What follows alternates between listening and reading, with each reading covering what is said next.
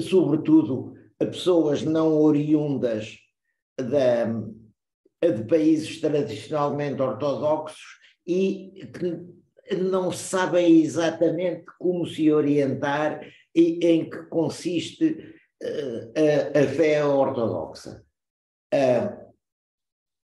E têm dúvidas. Bom, para começar, quando se fala de fé no Evangelho, é a fé numa pessoa, na pessoa de Cristo. Quando Jesus diz, vai, a tua fé te salvou, se tiveres fé, etc., é a confiança nele.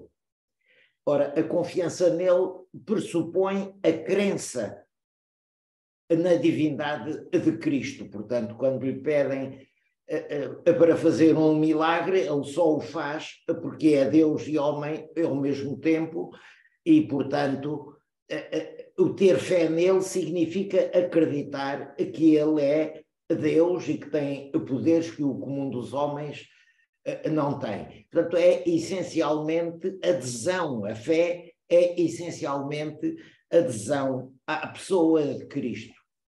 E nisso há uma diferença muito grande entre o cristianismo e o islamismo.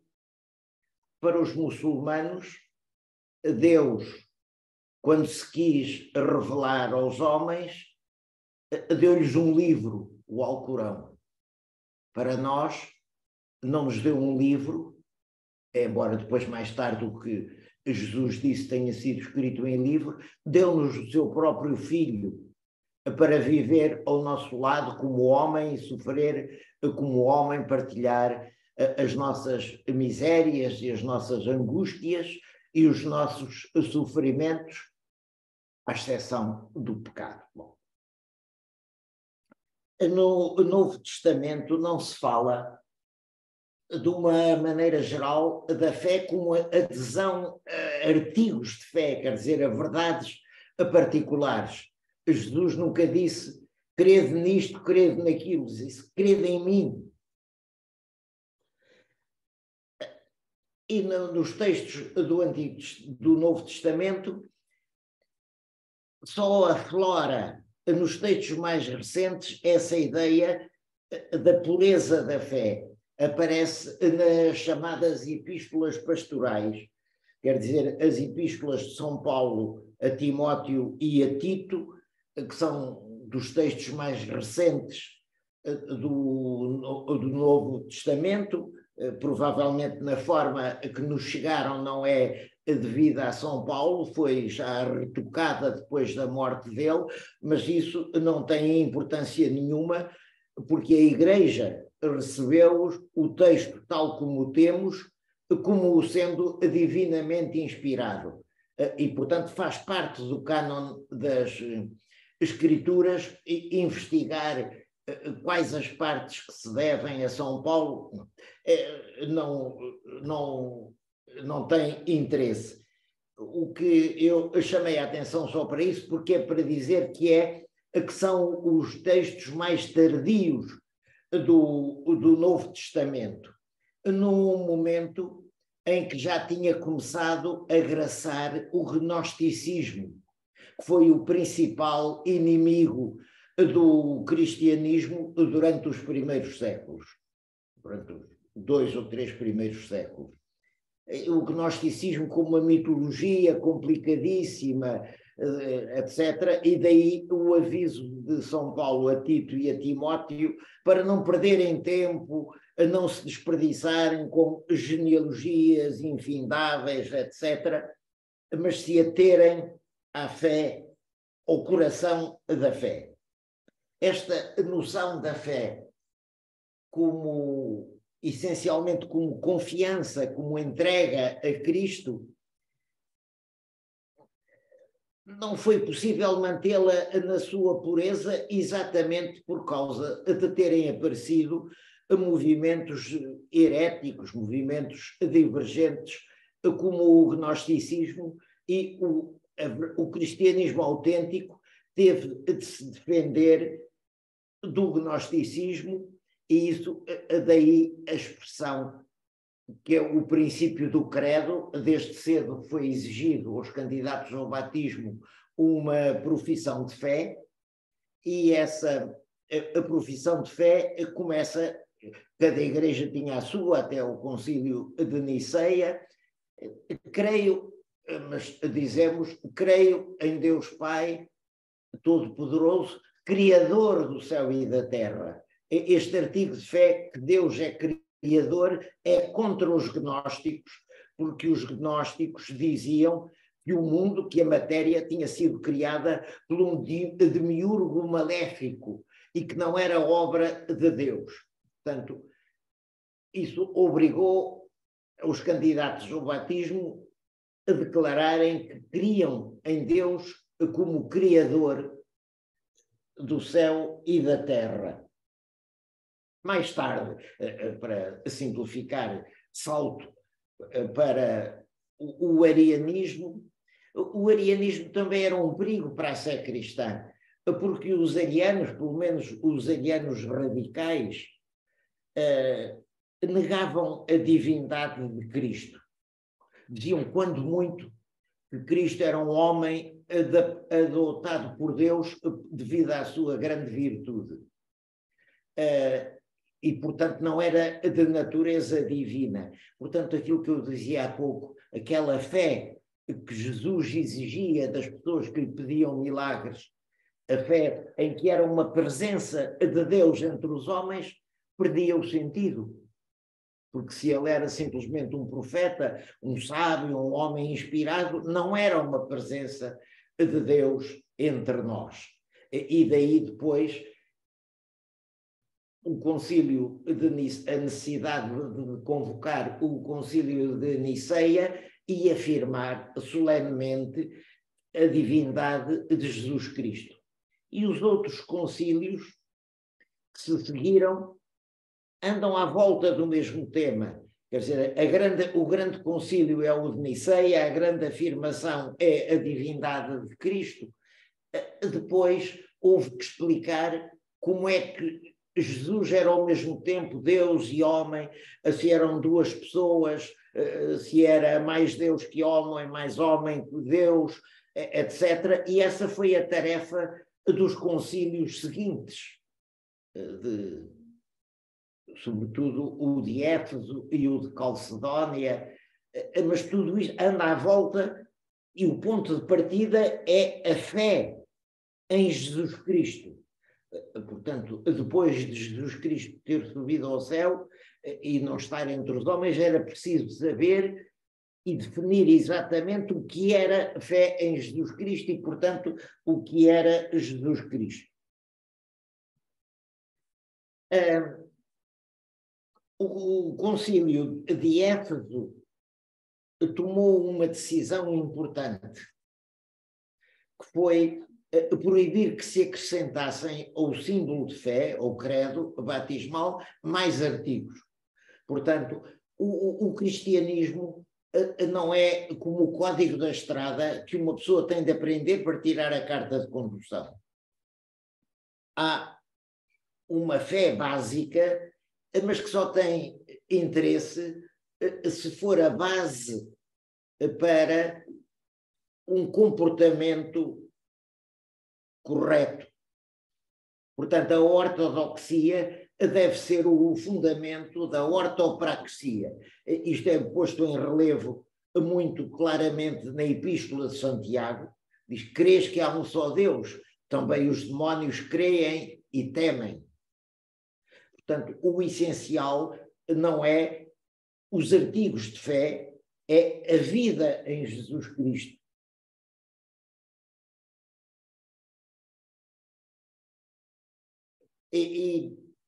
Portanto, os artigos de fé essenciais em que todo o homem, para aderir a Cristo, para ser batizado e assim enxertado em Cristo, necessita de crer, são em número limitado. E por isso é muito significativa essa decisão do Concílio de Éfeso de não acrescentar mais artigos ao credo, porque o fundamental estava dito e não havia aqui ampliá-lo indefinidamente.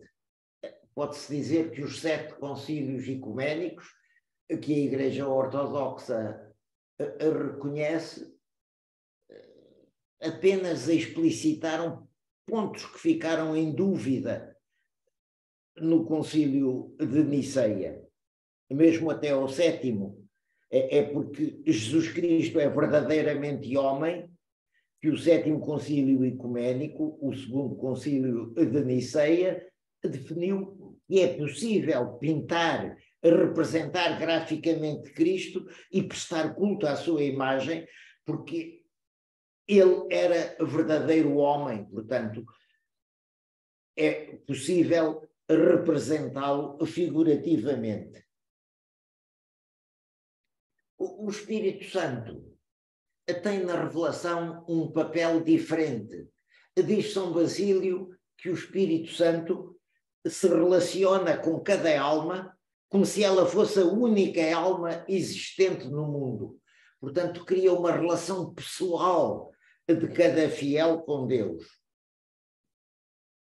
E o Espírito Santo não revela novos artigos de fé. O Espírito Santo abre-nos, desperta em nós a capacidade para absorvermos, para vivermos em plenitude os artigos da revelação lógica, quer dizer, da revelação do Logos.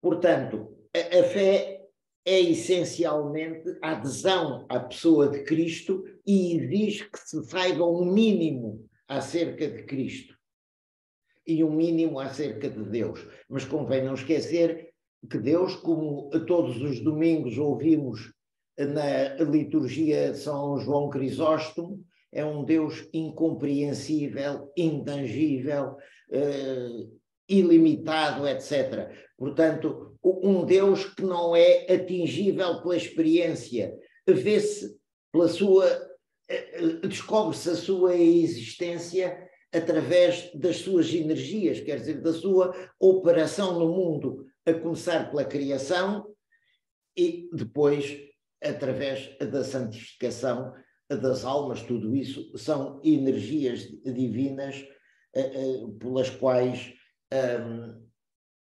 Cristo opera nas nossas almas e Deus se nos revela. Mas como diz o Salmo 17, Deus fez das trevas o seu esconderijo. Quer dizer, não só Deus está para além das capacidades do homem de o conceberem, e daí toda a série de adjetivos negativos que constam do prefácio da liturgia de São João Crisóstomo, um Deus indizível, inexprimível, inefável, isto, aquilo, aquilo outro, que dizem mais o que Deus não é do que aquilo que Deus é, e é importante ter esta noção presente.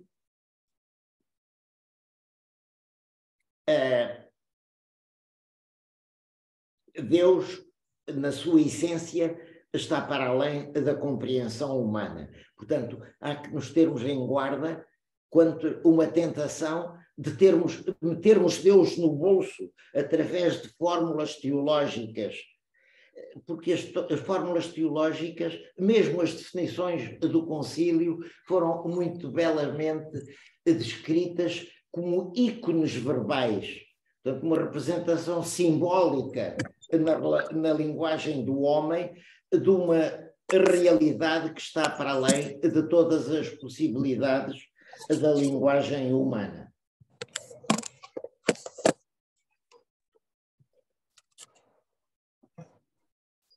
Daí que haja um certo número de dogmas, quer dizer, de pontos, de definições dos concílios extraídas do Novo Testamento, que são aqueles pontos em que todo cristão deve acreditar. Para além deles, há a incompreensibilidade de Deus. E, além deles, há também a incapacidade da linguagem humana para o exprimir. Portanto, o que os teólogos, ao longo dos anos, foram congeminando e expondo acerca de Deus e que constitui a tradição da Igreja, são o que chamamos em grego theologumena, quer dizer, ditos dos teólogos, ou especulações dos teólogos, não definem exatamente as realidades divinas, mas que constituem uma forma de aproximação até Deus. É preciso ter presente, portanto, esta distinção entre os dogmas de fé e as afirmações dos teólogos, que são tentativas de aproximação a Deus, mas que não têm o mesmo peso nem o mesmo valor. E há pontos de doutrina que são indiferentes. Uns teólogos dizem de uma maneira, outros dizem de outra. São o que se chamam as adiáforas. Adiáfora quer dizer em grego diferença, e há pontos que são indiferentes. O termo esteve muito em baila na baila no século XVI, quando da Reforma Protestante, os protestantes moderados, como Melanchthon, abstinham-se de discutir certos pontos, por exemplo, se a Santa Unção é um sacramento ou se não é. Ele diz, são pontos, são adiáforas, são pontos indiferentes. Quer dizer, podem-se admitir diferentes posições, desde que não contradigam a essência, o cerne da nossa fé ortodoxa. Diz-se muitas vezes que a fé ortodoxa pode ser definida, e de certo modo é, por uma frase célebre de São Vicente de Lerins, que morreu no ano 445, era um monge do mosteiro de Lerins, que é uma ilha perto de Marselha, onde viveu também São João Cassiano. E tem uma bela frase. O que é a fé ortodoxa? Quod semper, quod ubique, quod ad omnibus creditum est, aquilo que sempre, que em toda a parte e que por todos foi acreditado. Esta fórmula não pode ser levada às suas últimas consequências, porque sempre houve pessoas que não acreditavam em nada. O Salmo 13 e o Salmo 52 queixam-se, diz o insensato que não existe Deus. Portanto, sempre houve pessoas descrentes, mas quando se diz o que foi querido por todos, em todas as partes e em todo o tempo, refere-se naturalmente à fé da Igreja constituída, com a sua hierarquia, que é importante distinguir a hierarquia, que tem um poder administrativo e jurídico e doutrinário sobre a Igreja, de outras formas de poder ou de autoridade espiritual. Mas eu, voltando à fórmula de São Vicente de Lerins, o importante é notar que a ortodoxia é a grande tradição. Eu lembro-me do nosso bispo, Pedro Portiano, a contar que uma vez esteve numa reunião com cristãos de outras confissões, de outras denominações, e um disse, eu sou pentecostal, eu sou adventista, eu sou assuncionista, e ele disse, eu sou isso tudo, porque sou ortodoxo.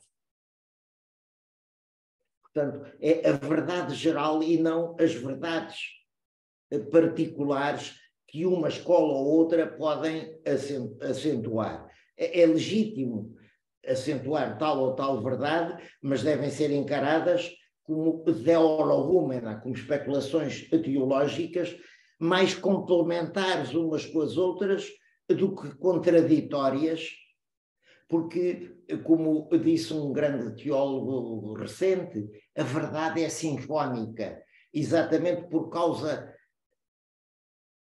do caráter transcendente e indescritível de Deus, há várias aproximações possíveis e todas as que não criam desarmonia são aceitáveis. Portanto, a verdade é como uma sinfonia entre várias. O violino não toca o mesmo que o rabecão e o piano não toca o mesmo que o violoncelo, mas todos contribuem para a harmonia do conjunto e é isso o que é, no fundo, essa harmonia é que é a verdade. O que está fora da verdade é o que desafina, o que não se integra nessa harmonia. Portanto, é importante ter presente que há um certo pluralismo teológico possível devido à própria transcendência de Deus. Então, isso não quer dizer que tudo o que se diga de Deus seja admissível. Sempre houve heresias, eu falei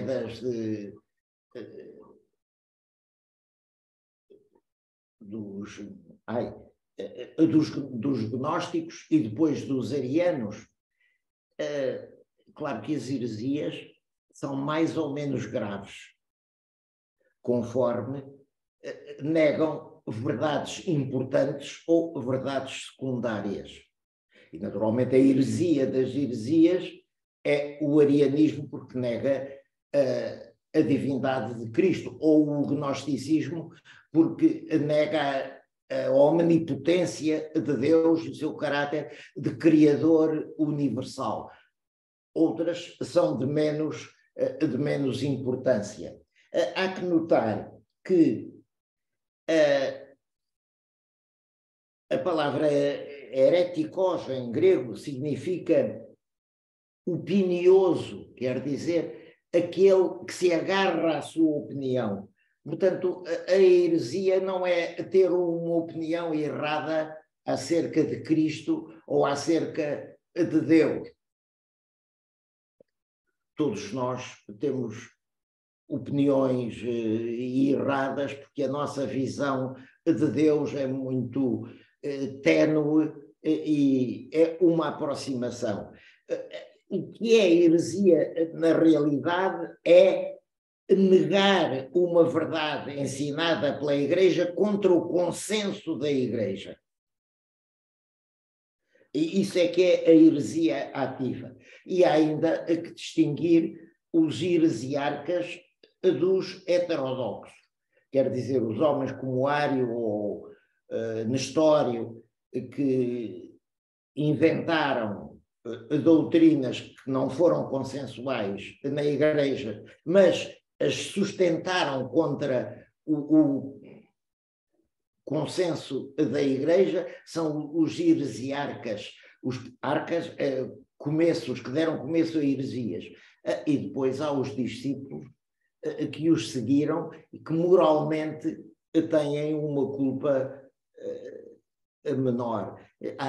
Lembro-me até de ler num tratado de moral, com erro do século XVI, e aventava que se um homem, por fé e confiança no seu bispo, professasse uma opinião errada, até poderia ter mérito junto de Deus, porque o fez por confiança no seu bispo, desde que se tenha informado convenientemente sobre qual é a verdadeira fé da Igreja. E, portanto, há uma diferença entre os heresiarcas, os que deram início a heresias, e depois os que os seguiram e que foram educados nela, cuja culpabilidade é muito menor. E por isso os antigos cânones da Igreja, os mais antigos são aí do século IV, cânones apostólicos, são atribuídos aos apóstolos, mas são posteriores, não vale a pena entrar nessa discussão. Dizem: se algum heresiarca estiver à morte e pedir os sacramentos, não se reconciliar com a Igreja, não lhe deem os sacramentos. Mas se um simples fiel, que não é um heresiarca, mas que seguiu os seus bispos, que seguiu as pessoas que naturalmente tinham mais conhecimentos que ele, a pedir os sacramentos, não se lhe negue a comunhão, porque é um cristão, seguiu caminhos menos corretos, mas na sequela de mestres que o ensinaram mal. E esta distinção também me parece importante. Bom, há um outro ponto agora a notar, que é aquilo que eu há pouco disse, o Concílio de Éfeso proibiu que se acrescentassem mais artigos ao símbolo, porque não há que transformar os teologuma, os teologemas, as especulações dos teólogos, em dogma sem necessidade. E por isso, tão herético é negar alguma das verdades ensinadas pela Igreja, como acrescentar às verdades que são consensuais na Igreja artigos de fé que não fazem parte dela. E foi essa a razão do cisma entre a Igreja Católica e a Igreja Ortodoxa, porque a Igreja Romana, bem, nesse tempo eram ambas católicas e ambas ortodoxas, até ao cisma. A Igreja Romana, sobretudo a partir do cisma, mas já antes tinha acrescentado ao credo o filioque, não é? E creio no Espírito Santo que provém do Pai. Isto é uma expressão evangélica. Vem no Evangelho de São João, no discurso depois da última ceia. Quando vier o Espírito que procede do Pai, ele vos ensinará tudo. Não porque nos vai ensinar coisas novas, mas porque vai preparar as nossas almas, dilatá-las para receberem a verdade revelada pelo Verbo. Ora, neste discurso final de Jesus, antes da sua paixão, ele diz o Espírito Santo que procede do Pai e vos ensinará tudo.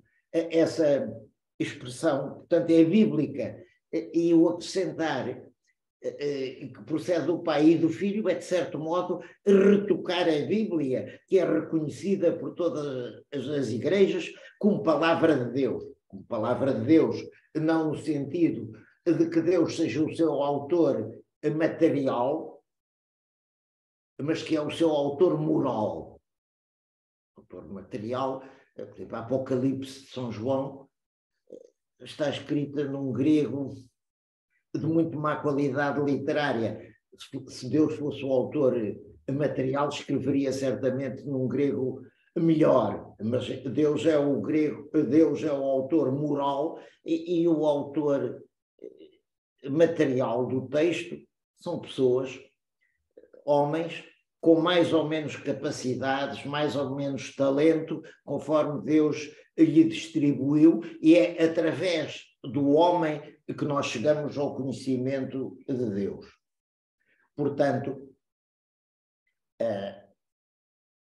mas estava eu dizendo, a Igreja Romana acrescentou o filioque, e foi aí a causa dos primeiros conflitos com a Igreja grega, e depois, depois do cisma, tem-se a sensação de que liberta do peso dos patriarcados de Alexandria, de Antioquia, de Constantinopla, que tinham muito peso doutrinário, uma longa tradição por trás de si, uma grande autoridade na Igreja. Roma tomou, digamos, o freio nos dentes e começou a legislar sem procurar o consenso, o que se chama a recepção. A recepção é o ato pelo qual a comunidade eclesiástica recebe as definições dos concílios. É preciso notar que nenhuma a definição não é definitiva, digamos assim. O concílio de Niceia acaba, que redigiu o credo, termina com os anátemas àqueles que disserem que em Deus há mais do que uma substância ou que em Deus há mais do que uma hipóstase, portanto, mais do que uma pessoa. Se isso ainda estivesse em vigor, todos nós éramos heréticos, porque todos nós dizemos, católicos, ortodoxos e protestantes, pelo menos protestantes mais moderados, mais próximos da ortodoxia, que em Deus há três pessoas, há três hipóstases. Ora, o Concílio de Niceia anatematiza os que digam que há três hipóteses. E então, por que é que isso não está em vigor? Porque não houve uma recepção pelo corpo eclesial. Houve vozes discordantes que se levantaram depois do concílio. E quem veio essencialmente a fazer a paz foram os grandes doutores capadócios, São Basílio, São Gregório de Nazianza, que participaram no concílio de Constantinopla em 381 e que aí apresentaram uma forma conciliatória. Eles saíram daquilo que se chamavam os homoianos, quer dizer, os que diziam que o filho, sem querer entrar em precisões filosóficas, que o filho era semelhante ao pai. E ao princípio, depois acabaram, não aceitavam a fórmula consubstancial, depois acabaram por se entrar, mas houve um diálogo, e foi através desse diálogo entre homens como São Gregório de Nazianza e São Basílio e os outros padres conciliares que se chegou a um acordo e o credo permaneceu na forma como foi redigido, mas amputado destes anátemas que eram extremistas e que identificavam quase que o pai com o filho, portanto, acentuando a divindade do filho, punham entre parênteses a sua humanidade. E depois, também no concílio de Éfeso, São Cirilo de Alexandria lançou sobre Nestório 13 anátemas e depois, em diálogo com o patriarca de Antioquia, retirou-os. Portanto, isto é importante dizer que há um diálogo e que um concílio pode rever, naturalmente não é dizer o contrário do que outro concílio disse, mas rever, apurar, exprimir melhor a definição de um concílio anterior. Ora, a Igreja Romana, quando se viu liberta do contrapeso do Patriarcado de Alexandria, que era a grande autoridade doutrinal, de todos os doutores alexandrinos, e também de Antioquia, que não contava com tantos doutores nem com tanto peso, tem um de grande peso, que é São João Crisóstomo, mas de certo modo compensava a doutrina de Alexandria, que contemplava predominantemente a divindade de Jesus, e a escola de Antioquia contemplava mais a sua humanidade e, portanto, daí uma ser o complemento da outra e termos a tal sinfonia, a tal harmonia entre as várias posições. Liberta destes contrapesos, a Roma começou a criar dogmas. Portanto, digamos, saiu da harmonia para tocar um solo. Um solo de violoncelo ou do instrumento a que o queiramos comparar. E vieram a criar novas doutrinas, como a teoria do purgatório, como a teoria de que todo o homem nasce culpado pelo pecado de Adão e, portanto, e daí vem a ideia da Imaculada Conceição como uma exceção, mas o erro começa em dizer que todos nós somos culpados pelo pecado de Adão. Não é? Evidentemente que todos sofremos as consequências do pecado de Adão, nascemos fora do paraíso, fora da intimidade com Deus, mas não se pode afirmar que cada um de nós seja culpado do pecado de Adão. E a Igreja Romana obrigou, naqueles concílios em que se procurou a unidade, o Concílio de Leão em 1275 e o Concílio de Ferrara em 1431, pôs como condição para acederem à unidade os ortodoxos, os arménios e os coptas e as outras comunidades orientais aceitarem incondicionalmente os dogmas acrescentados por Roma ao dogma. E, portanto, uma união nessa base não podia funcionar. E Roma prosseguiu pelo mesmo caminho até definir o dogma da infalibilidade papal, em 1870, que, como escreveu não me lembro o nome, o Arquimandritas Stavronikita, que foi um dos primeiros que começou a renovação espiritual do Montatos, falha-me agora o nome dele, mas tenho presente o livro dele, em que diz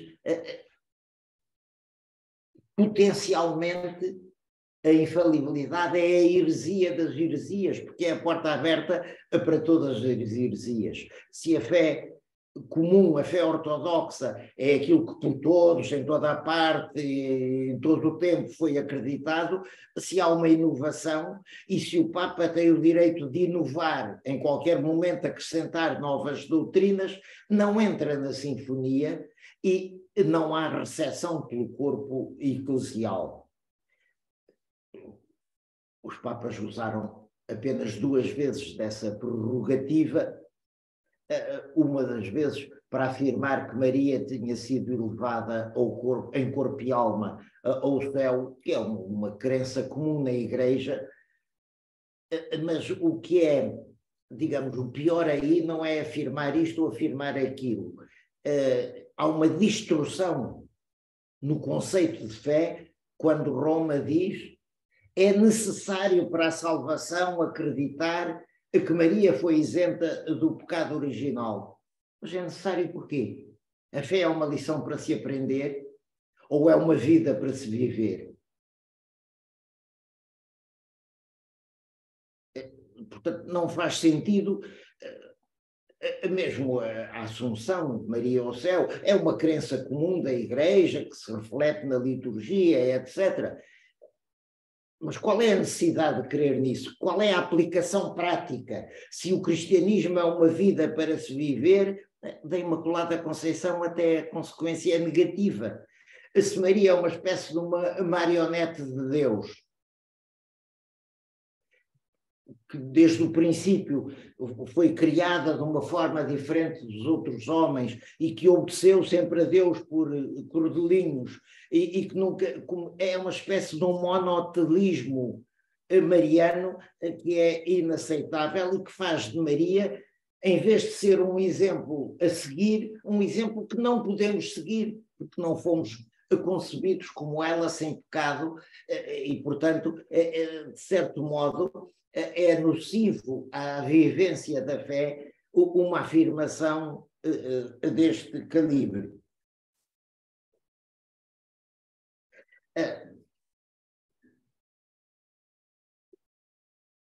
Portanto, isto leva-nos a considerar a autoridade no seio da Igreja. A autoridade constituída são os bispos. Ao princípio, não havia uma distinção nítida entre bispos e presbíteros.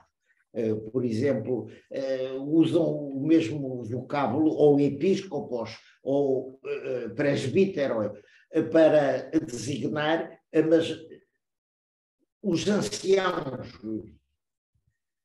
mas depois, ainda no século I, primeiro em Jerusalém, onde já os Atos dos Apóstolos, então,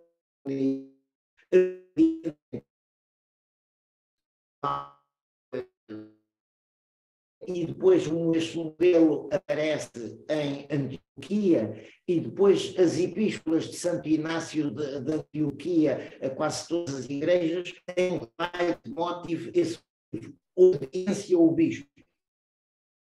E, portanto, essa preeminência do bispo sobre os presbíteros teve percepção universal, quer dizer, toda a igreja aceitou e a recebeu, e é depois nessa base que a igreja tem funcionado, e foi nessa base que se reuniram os concílios que reuniam os bispos de várias partes do mundo. Esta é a autoridade, digamos, jurídica dentro da igreja. Há mais autoridades.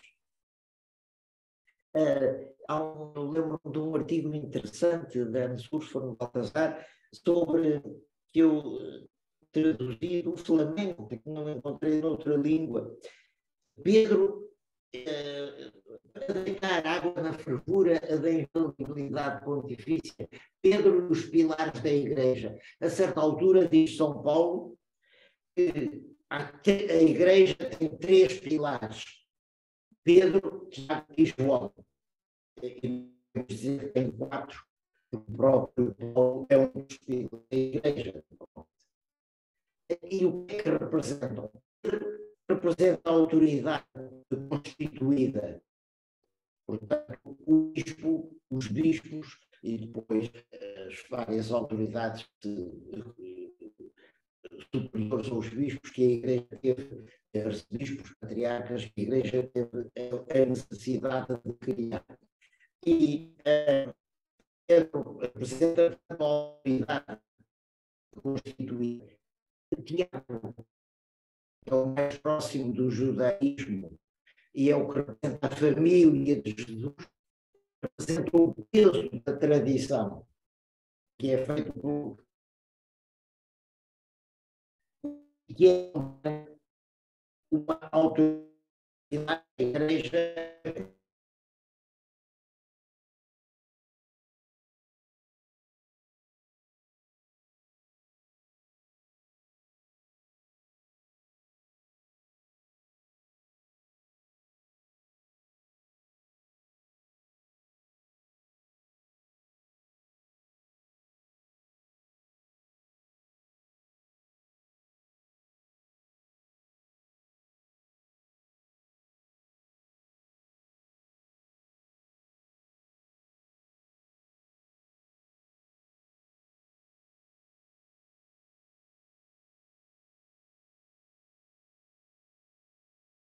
Pedro representa a autoridade hierárquica da Igreja. João representa a mística. Portanto, digamos de certo modo, Pedro é o antecessor dos bispos, João é o antecessor dos monges. Portanto, dos místicos, dos que fazem a experiência da vida íntima, da vida de amor em Cristo, e que é um outro tipo de autoridade. E Tiago representa a tradição, ele que era de origem judaica e da família de Jesus, representa a tradição que é também constituída pelo saber dos teólogos, na medida em que se harmoniza com essa sinfonia de que falávamos há pouco.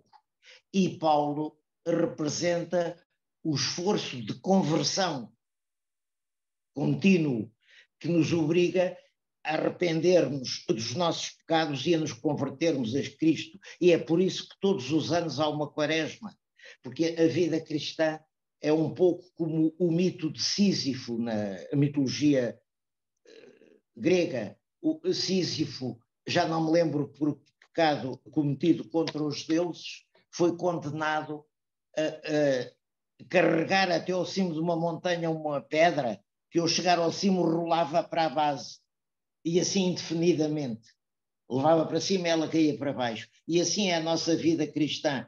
Quer dizer, deve haver progresso, mas sabemos que nem sempre o há. E por isso temos uma quaresma todos os anos, e uma para nos preparar pela penitência, para morrer para o pecado com Cristo e a ressuscitar com Cristo para a vida eterna. Portanto, há um esforço de conversão de que São Paulo é o grande exemplo. Há que notar que há uma diferença entre a fé e as ciências. Nas ciências há progresso. Vão-se descobrindo, sei lá, no campo da astronomia, da física, vão-se descobrindo novas coisas. No campo da teologia não há progresso. Pode haver novos temas trazidos à vivência cristã, mas não há propriamente um progresso. Porquê? Porque a base da teologia é a revelação divina. Nós sabemos de Deus, essencialmente, o que Deus nos revelou em Cristo. E por isso os apóstolos são os testemunhos privilegiados da pregação de Cristo, e os padres da Igreja que viveram nessa época e que transmitiram outros ditos de Cristo têm uma autoridade particular. Portanto, a fé, de certo modo, não é como uma ciência que se vai... A nossa vivência cristã, sim, pode e deve aprofundar-se, mas a fé foi recebida em bloco de Cristo e a Igreja limita-se apenas a limar as arestas e esclarecer os pontos que estão que estão em dúvida.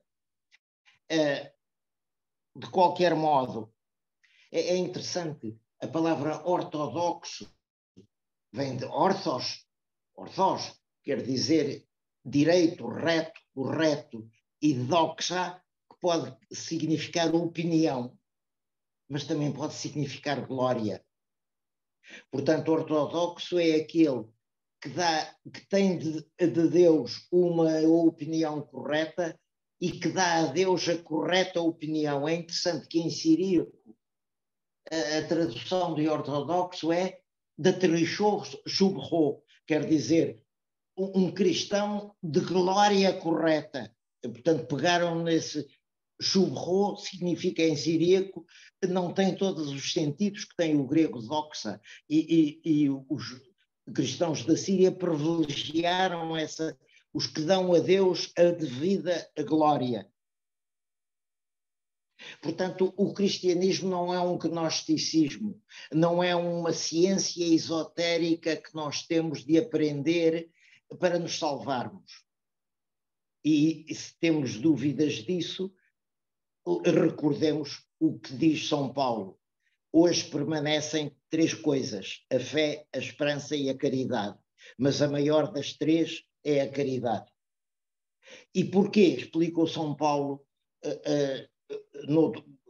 noutro passo da Epístola aos Coríntios. A fé há de desaparecer. Quando estivermos na presença de Deus, conheceremos diretamente, não há lugar para a fé, nem há lugar para a esperança. Mas a caridade, que é o amor a Deus, o amor ao próximo e o amor a toda a criação, essa permanece. E por isso a caridade é maior que a fé e que a esperança, porque é eterna. E a fé é um caminho para a caridade. Isto convém, quer dizer, coincide com aquilo que Deus disse do dia do juízo, que Jesus disse do dia do juízo. Deus dirá: vinde, eleitos do meu Pai, porque tive fome e deste-nos de comer, tive sede e deste-me de beber, estava nu e vestiste-me, estava preso e visitaste-me, etc. Não diz: vinde, benditos do meu Pai, porque acreditastes que o pecado original se transmitia hereditariamente, ou isto, ou aquilo, aquilo outro. O juízo incide essencialmente sobre a caridade. E, portanto, a ortodoxia só faz sentido como um caminho para a ortopraxia. E a ortopraxia consiste, essencialmente, na vivência da caridade. Poder-se-iam acrescentar outros pormenores, mas suponho que se ficarmos com esta ideia e nos prepararmos para a viver com a assistência do Espírito Santo, com o apoio dos grandes espirituais da Igreja e sob a orientação da hierarquia, que progrediremos individualmente no caminho da caridade e da proximidade com Deus e, portanto, começaremos a nossa divinização já na Terra, para que um dia atinja a sua plenitude no céu. Muito obrigado. Eu estou perto aqui do Padre Jerônimo. Agora, se alguém quiser fazer perguntas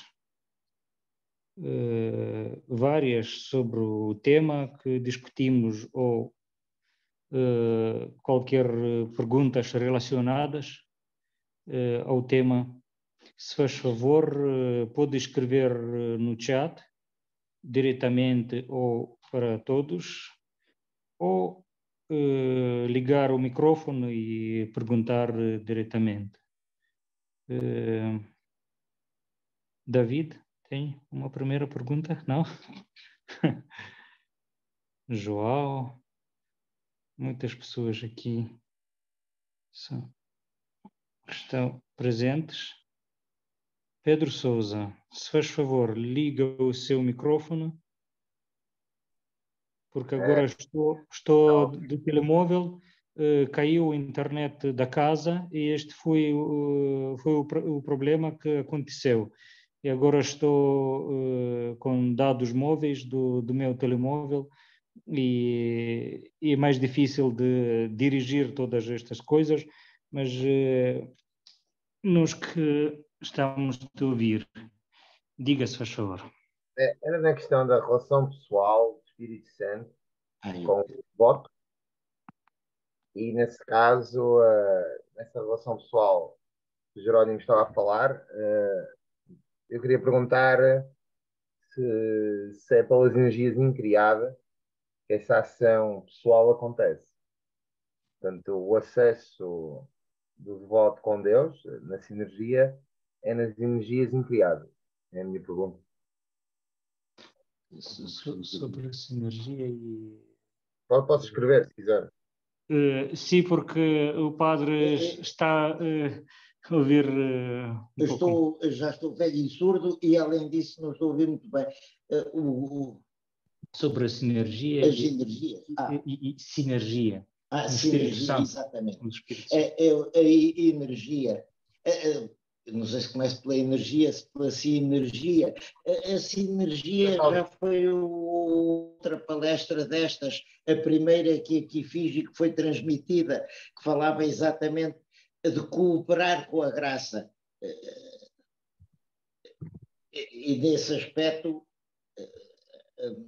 a Igreja Católica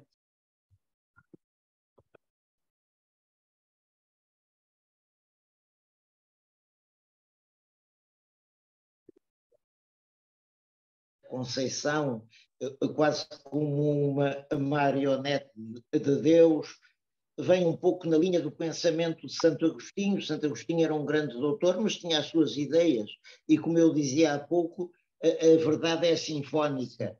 E enquanto que no Oriente...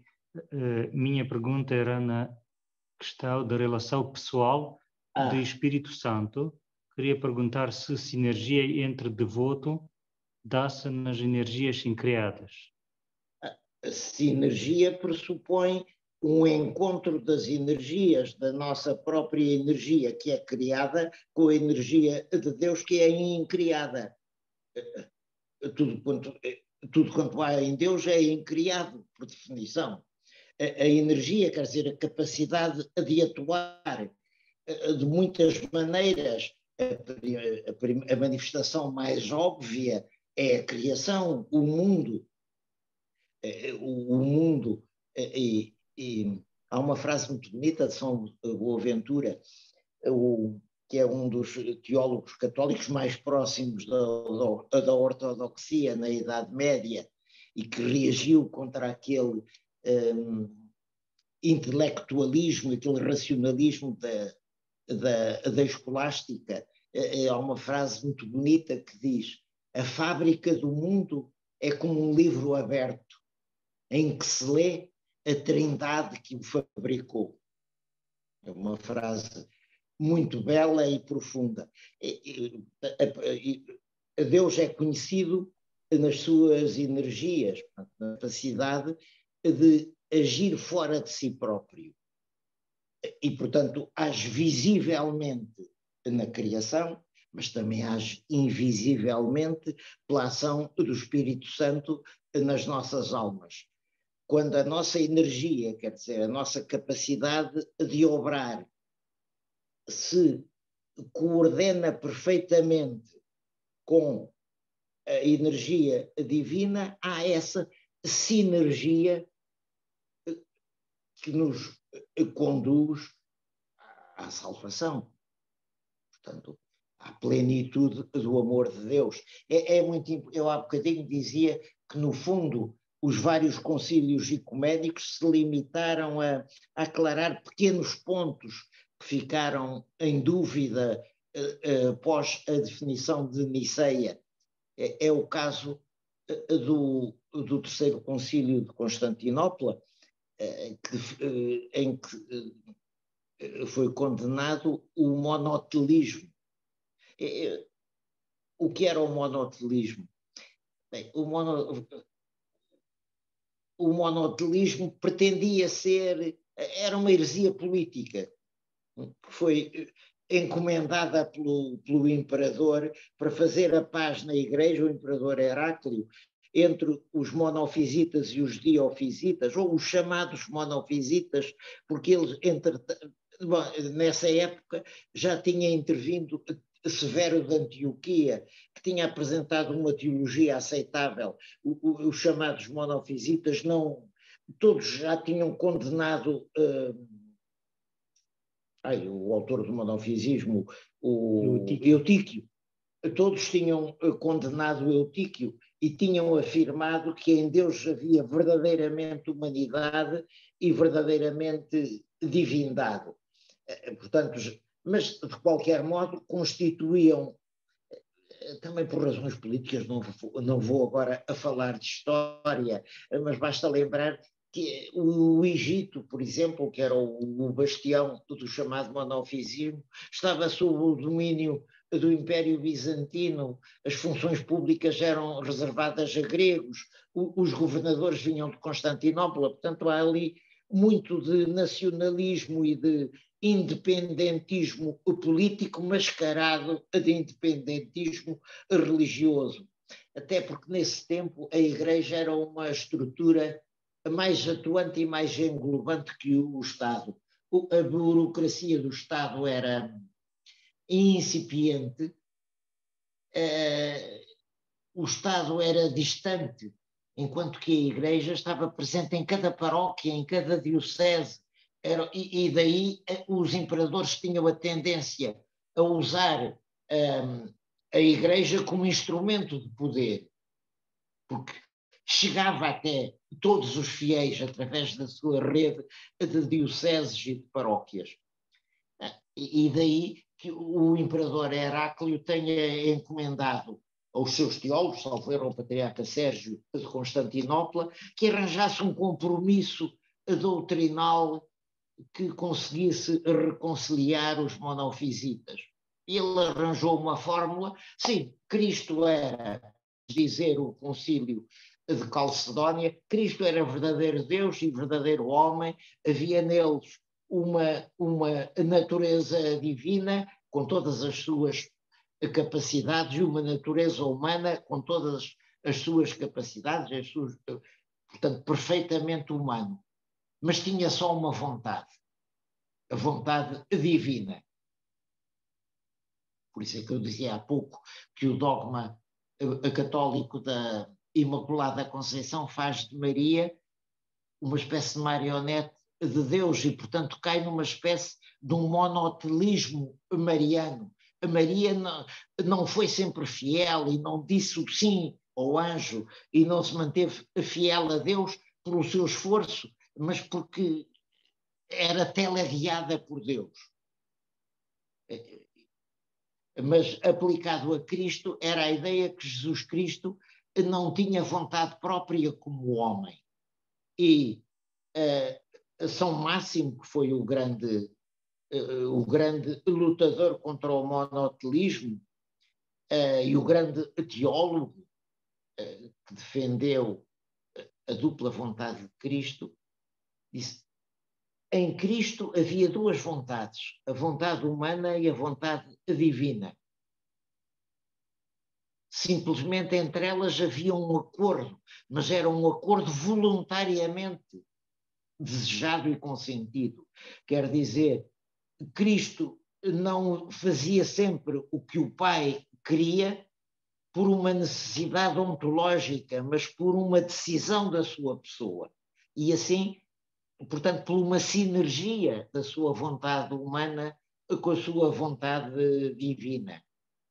E é isso que nós somos convidados a imitar, e por isso o monotelismo não teve na história da Igreja um papel tão importante como teve o monofisismo, ou tinha tido o arianismo, mas a definição do Concílio de Constantinopla é importante, e a teologia de São Máximo, que hoje em dia tem sido um autor redescoberto e muito estudado, é importante, e é exatamente o fundamento, pode constituir o fundamento da nossa sinergia com a energia divina. Portanto, uma conformação voluntária da nossa vontade com a vontade de Deus, da nossa vontade reforçada pelos sacramentos em que o Espírito Santo atua em nós.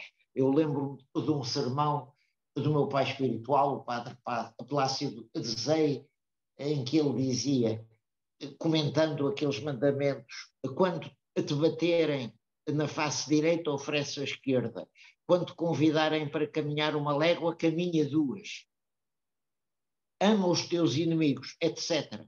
Tudo isto é sobre-humano. Está para além da nossa capacidade humana, e é por isso que nós necessitamos dos sacramentos que fazem habitar em nós a energia do Espírito Santo para conformarmos a nossa vontade com a nossa vontade reforçada pelo poder do Altíssimo através dos sacramentos com a vontade de Deus.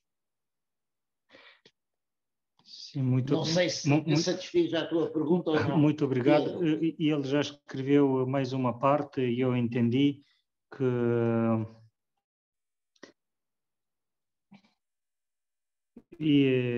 sobre esta maneira de dizer que nós somos cheios do Espírito Santo, mas no sentido que somos cheios da energia incriada do Espírito Santo, porque não podemos... nós tem a hipóstase do Espírito Santo. Hipóstase ou ser enchidos de pessoa divina, que é intangível e nem sequer Maria, pois concebeu pelo Espírito Santo, mas não possuía a hipóstase do Espírito Santo. E uma maneira de dizer que estamos cheios do Espírito Santo, mas este sempre tem sentido de energia do Espírito Santo, não da sua pessoa. E também para nos encher somos uns vasos tão pequenos, sim, tão minúsculos e tão frágeis, para o Espírito Santo não é fácil, não é difícil encher um vaso tão limitado. Nós estamos cheios, mas sobra Espírito Santo para encher muito. Uma pergunta. Eu penso no caso político do Império Romano Oriental, encontra-se teologia política sobre isso na sinfonia dos poderes entre o imperador e a Igreja. Ora, sempre que a sinfonia fosse quebrada, caso o império ou o imperador ser herético, isso não actuava. Penso que, ao contrário, que se passou no Ocidente, como no Filioque, que está remetida à questão das energias incriadas e a confusão da Trindade, no Império Romano Oriental e na Igreja Ortodoxa, mais precisamente, voltou sempre a imperar a verdade? Foi a pergunta com a resposta. A pergunta com a resposta, pois se não fosse assim não éramos ortodoxos, porque se não fosse assim, bem, o problema ia entre a autoridade espiritual, portanto, entre as autoridades eclesiásticas e as autoridades imperiais, sempre foi um problema difícil. O arianismo não morreu com o concílio de Niceia, porque o imperador Constâncio favoreceu, já o Constantino nos últimos anos da vida deixou alguns bispos que tinham sido condenados como arianos regressarem às suas sés, mas depois seu filho Constâncio favoreceu abertamente os compromissos, o chamado semi-arianismo, os vários compromissos, dos quais uns eram aceitáveis, e foi o dos doutores capadócios, eram os homianos, que diziam não queriam tomar partido, o filho era semelhante ao pai. Quem venceu, no fundo, não foram os homens, os radicais, como são Santo Eusébio de Vercelli, que dizia o concílio decidiu, está decidido, não há lugar para mais diálogo. Foram homens que dialogaram, como são Gregório de Nazianza e São Basílio, e que chegaram a uma formulação que foi aceite, era aceitável e foi aceite. Bom, mas se a crise ariana foi tão grave e tão prolongada, foi porque houve um imperador, não se pode dizer que Constâncio fosse herético, mas favoreceu compromissos duvidosos, etc. Não podemos ver as coisas sempre a preto e branco, porque o Technicolor já foi inventado há umas dezenas de anos. Portanto, não Constâncio nem era propriamente herético, era um pouco heterodoxo, mas tudo isso tem graus. E o próprio Justiniano, que é muito venerado pela Igreja, usou de métodos, por exemplo, quando quis condenar os 3 capítulos, como o Papa de Roma não estava de acordo, meteu na cadeia, prendeu. Quer dizer, recorreu à violência e abusou do seu poder imperial para ter a adesão, não foi uma adesão obtida espontaneamente, foi forçada. E, portanto, daí que não resultou nada de bom do Segundo Concílio de Constantinopla. Condenaram os 3 capítulos, quer dizer, 3 doutores da Igreja, que sempre viveram em paz com a Igreja, que morreram em paz com a Igreja, com os sacramentos, e que foram condenados a título póstumo para satisfazer os monofisitas. E os monofisitas não se satisfizeram, como seria de esperar. Não era só por condenar defuntos, eles voltavam-se por outras coisas. E o imperador Heráclio, embora mais respeitador da liberdade da Igreja, ele pertencia ao partido dos Verdes de Constantinopla. Os partidos de Constantinopla eram, na origem, não eram partidos ideológicos como os de hoje em dia, eram clubes do hipódromo. Havia 3 clubes, os verdes, os azuis e os brancos, mas os azuis e os verdes atuaram muito na política, mas eram clubes do hipódromo. E o imperador Heráclio era do clube dos verdes. E os verdes tinham pelo menos esta vantagem sobre os azuis, eram menos intervencionistas, eram mais respeitadores da liberdade da Igreja. No Ocidente, o que aconteceu foi que os papas acharam que se resolvia o problema se acabassem com o poder civil. O Papa é o rei universal e isso foi a esse título que o Papa Inocêncio IV depôs o nosso rei Dom Sancho II, depôs o imperador da Alemanha, portanto, pensando que substituindo a autoridade eclesiástica, a autoridade civil, ficavam com tudo na mão. O que aconteceu foi que, uma vez o poder corrompe, e o poder absoluto corrompe absolutamente, como disse Churchill. E exatamente o poder absoluto dos papas, sem ter sequer o contrapoder dos imperadores, tinha de conduzir a maus resultados. Sim, muito obrigado. Se tem outras perguntas, se faz favor.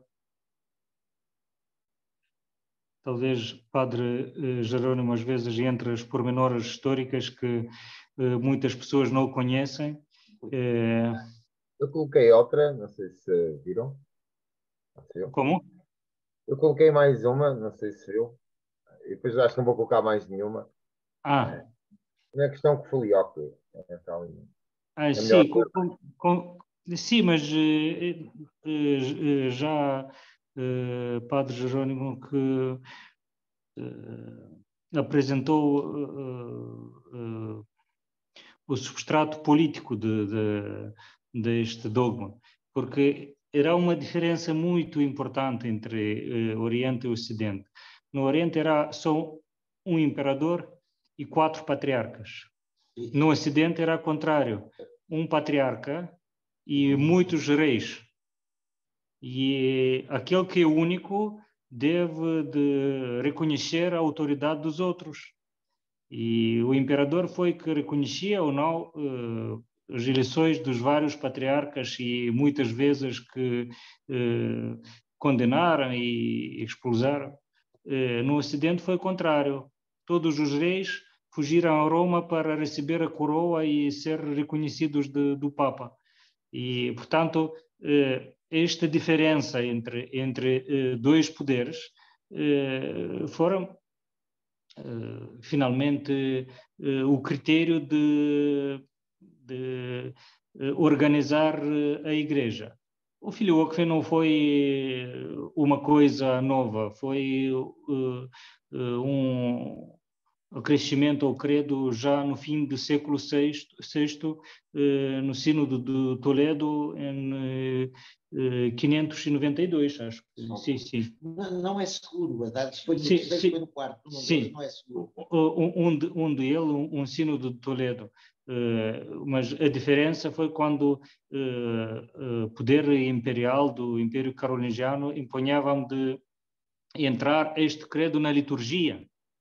E em Roma, porque Roma ainda não foi atingida desta heresia que inicialmente não era interpretada como uma heresia, era interpretada como um ponto de atrair os arianos e dizer que o Filho também é fonte do Espírito Santo. Porque era um tipo de arianismo muito engraçado. Eles reconheceram a autoridade e divindade do Pai e do Espírito Santo, mas não tanto do Filho. E neste caso, se o Filho, se o Espírito Santo procede também e do Filho, deve ser que o Filho é um Deus verdadeiro, uma pessoa divina.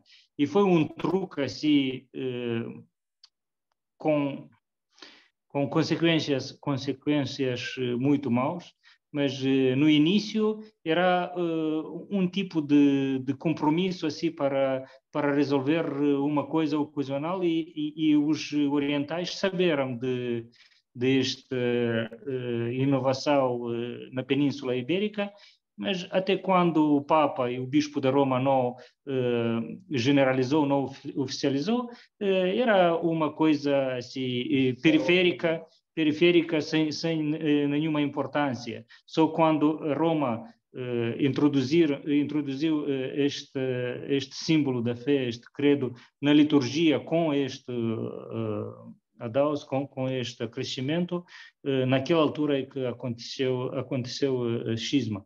E foi o cisma foi 40 anos depois esta introdução do símbolo da fé. A ortodoxia não é assim como fazem muitos fanáticos hoje em dia, antes de proclamar uma heresia, ele já condena como heréticos. O credo com Filioque foi introduzido na liturgia em 1014, mas o cisma aconteceu em 1054. Portanto, mais 40 anos que deram o tempo de negociar e de chamar a ortodoxia, chamar novamente a renunciar à heresia. Este eu acho que é mais importante de saber do que todas as implicações filosóficas do Filioque, que neste caso serão só justificações de maneira católica romana, não da ortodoxia. Aqui mais perguntas, mas porque sou a mesma pessoa? Normalmente uma pessoa pode fazer duas perguntas. Nesta questão com Filioque, e quebra com mistérios no Ocidente. A Igreja Latina saíram desta sinergia com as energias incriadas. Este São Gregório Palamash e Barlam, neste sentido, devemos organizar uma aula especial com umas pessoas que já leram todos os tratados do São Gregório Palamash e outros escritores do século XIV. Sem isto não vale a pena de iniciar uma discussão, porque entramos nas coisas que normalmente muito poucos teólogos ortodoxos estão capazes de falar. Vou dizer sinceramente. E todos os noviços que falam sobre isto estão na margem de uma pedra para cair e não saber nada sobre o sujeito. Portanto, eu sugiro de não falar sobre estas coisas e o fato que na Igreja sobre isto falaram só no século XIV, não no século I, II, III ou IV, já é um sinal que é uma coisa que precisa de passar todo o caminho da Igreja, com todos os dogmas, dos cânones, os serviços litúrgicos, e só depois entrar nos pormenores da vida espiritual, porque também o dogma das energias incriadas do São Gregório Palamash não é uma filosofia, é um modo de entrar na intimidade com Deus por intermédio da oração. E Deus pode nos ensinar de entrar nesta intimidade sem saber nada sobre o Gregório Palamas ou Barlam de Calábria. E muitos padres não sabiam nada sobre isto, só começaram a rezar, foram numa ligação com a Igreja, com os sacramentos da Igreja, e assim que Deus próprio e o Espírito Santo que nos ensina sobre as coisas assim de entrar nesta comunhão, nesta intimidade com Deus. Outras perguntas, Padre Alexandre? Sim, acho que já podemos, não sei se não há outras perguntas, podemos finalizar. E eu queria agradecer da nossa parte Padre Jerônimo, queria cumprimentar também com muita alegria e apresentar a todos o Bispo Pedro Graziano no novo estatutos, como bispo ordinado há pouco tempo, e felizes ter bispo teólogo ortodoxo aqui em Portugal, que é o Pedro Graziano, bispo auxiliar do nosso exarcado de Europa Ocidental. Já há alguns meses. Queria também agradecer ao Bispo Pedro pela organização desse encontro. Da minha parte e de todos os cristãos do Porto, Queria agradecer ao Padre Jerônimo pela essa conversa. Eu pessoalmente tive muito prazer como pessoa que estava a ouvir uma conferencista tão ilustre e agradeço mais uma vez Jerônimo. É difícil falar sobre teologia, mas vale a pena para nós cristãos, vale a pena usar esta oportunidade, ter aqui um teólogo ortodoxo lusófono, na minha experiência, mais famoso, teólogo ortodoxo lusófono, com tanta experiência de conferências, Padre Jerônimo.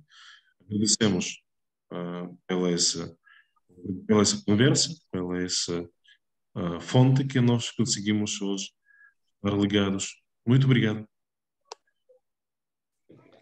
Nós que agradecemos e boa noite a todos e desejamos para todos uma boa quaresma, que é um caminho importante na nossa vida.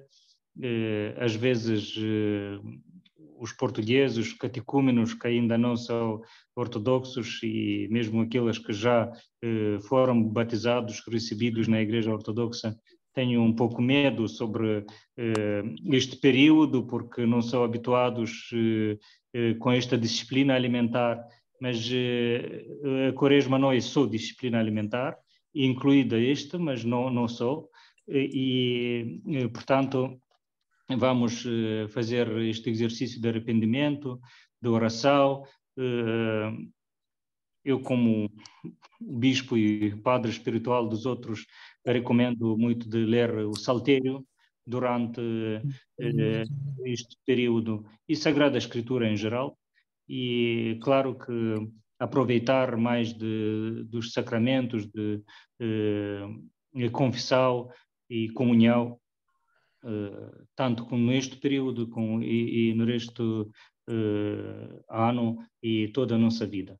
Deus nos abençoe, pedimos perdão, porque temos à frente este domingo, quando pedimos perdão, porque sem isto não podemos fazer nenhum passo em direção a Deus, porque a barragem é a nossa raiva e os nossos maus pensamentos em relação com outros, mas se vamos perdoar, Deus também vai nos perdoar e assim vamos chegar e sentir e ver a luz da ressurreição do Cristo. Boa noite. Boa noite, muito obrigado. Boa noite. Obrigado.